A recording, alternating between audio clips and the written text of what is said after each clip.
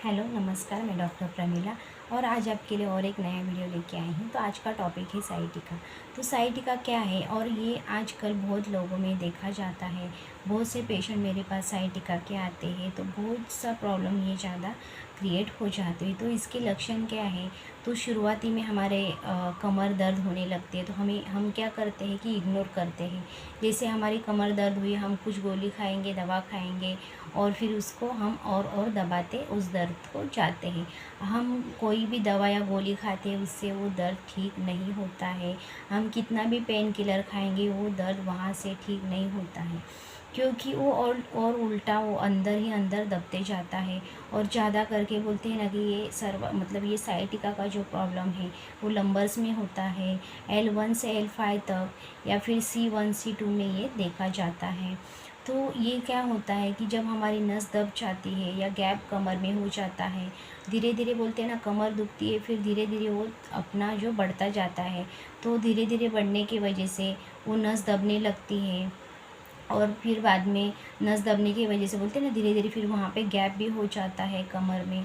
और उसके वजह से एक पैर में हमें तकलीफ़ होती है, जैसे कि कुछ नस खींच जाना, ऐसे हमें महसूस होता है कि कुछ नस खींच रहा है, या हमें चलने में दिक्कत होती है। थोड़ी भी दूर चलेंगे तो पैर मतलब पूरे दुखने लगता है।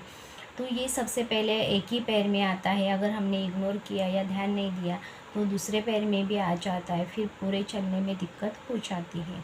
तो इसीलिए हमें बोलते हैं ना कि सही टाइम पे इसका इलाज करना चाहिए, क्योंकि अगर ये लास्ट स्टेज पे गया तो बहुत ज़्यादा प्रॉब्लम्स होता है।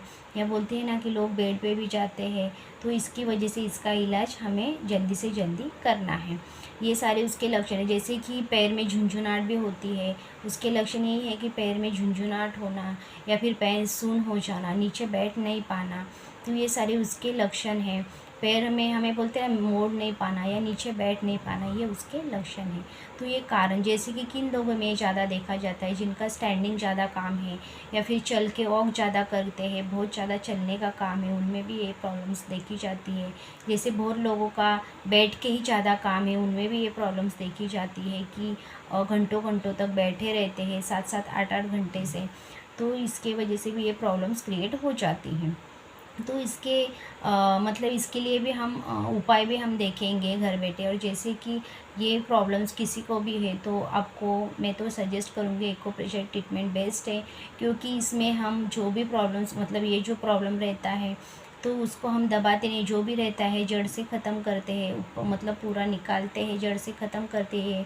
और तो मतलब इसको दबाते वगैरह नहीं हैं, तो इस वजह से ये प्रॉब्लम्स ठीक हो जाती है। तो अगर किसी को आपको या किसी को प्रॉब्लम्स है तो आप मेरे क्लिनिक में आ सकते हो और एक्यूप्रेशर ट्रीटमेंट लेके आप ठीक हो सकते हो बिना दवाई। तो कुछ जैसे कि मैं उपाय भी बताएगी, तो इसमें कुछ एक्सरसाइजेस वगैरह भी होती है, तो वो भी हम यहाँ पे आने से हम एक्सरसाइज वगैरह भी बताती हूँ मैं कि एक्सरसाइज कैसे करना है, क्या नहीं करना है, क्या खाना है, क्या नहीं पीना खाना है, तो ये भी चीज़ें हम सब बताते हैं।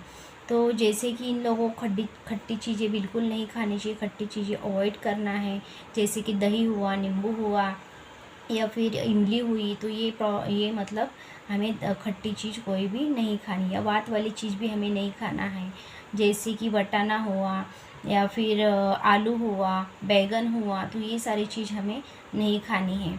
और जैसे कि इसका उपाय भी हमें सेक भी कर सकते हैं। हम क्या करना है कि हॉट बैग से हम मतलब रात में एक बार में सेक कर सकते हैं, हल्का सा ऑइलमेंट या बाम लगा के हॉट बैग से पूरा कमर में और पैर में सेक कर सकते हैं।